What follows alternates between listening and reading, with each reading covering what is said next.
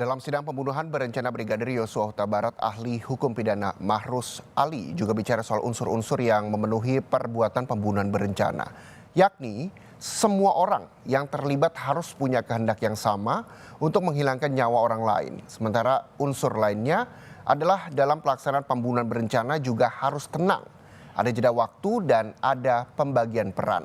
Dan dalam kasus kematian Yosua tak memenuhi unsur pembunuhan berencana. Yang kedua apa? Ketika melaksanakan kejahatan itu harus disengaja. Artinya apa? Kalau A, B, C, maka harus ada pembagian peran di sini. Dan pembagian peran itu bukan karena kebetulan, memang sudah disepakati sebelumnya. Artinya apa? Kalau dalam fakta kasus misalnya A dengan B, si A hanya berkeinginan untuk menganiaya, kemudian si B menghilangkan nyawa, maka tidak mungkin terjadi turut serta. Kenapa? Karena intention yang kedua itu tidak terpenuhi. Nah, sekarang apa konsekuensinya?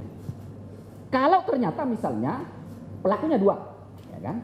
Misalnya menggunakan pasal mid player, kemudian pasal 340, maka harus dibuktikan dua orang itu bersama-sama menghendaki untuk menghilangkan nyawa korban.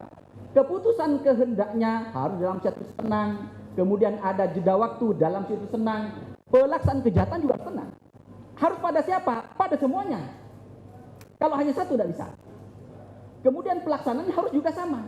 Jadi ada pembagian peran. Makanya begini yang mulia, dalam konteks turut serta itu ada 3 kemungkinan bentuk kerjasama itu. 1, tiap-tiap pelaku memenuhi semua unsur. Dan pembunuhan ini nggak mungkin. Kenapa? Karena tidak mungkin korban mati 2 kali. Ya, kalau pelakunya 2, nggak mungkin dianggap pelaku semua. Nggak mungkin. Kenapa? Karena tidak mungkin korban mati 2 kali. Pasti hanya ada satu perbuatan dari salah satu pelaku yang itu merupakan sebab bagi timbulnya kematian. Nah, maka yang paling mungkin adalah yang kedua atau yang ketiga. Apa itu? Tiap-tiap pelaku sebetulnya tidak ada yang tidak ada yang menunsur, tidak ada. Tapi kalau digabung ini unsur semuanya terpenuhi. Nah, yang ketiga, dari 2 pelaku hanya satu yang memenuhi, yang lain tidak. Tapi ingat, meskipun yang lain itu tidak memenuhi, tapi dalam pidana nama apa? Dia melakukan substantial part, bagian terpenting bagi terwujudnya delik. Artinya apa? Si A itu tidak mungkin menghilangkan nyawa kalau tidak ada perbuatan si B yang melakukan proses kerjasama. Itu harus dibuktikan. Kalau tidak, maka harus bebas itu.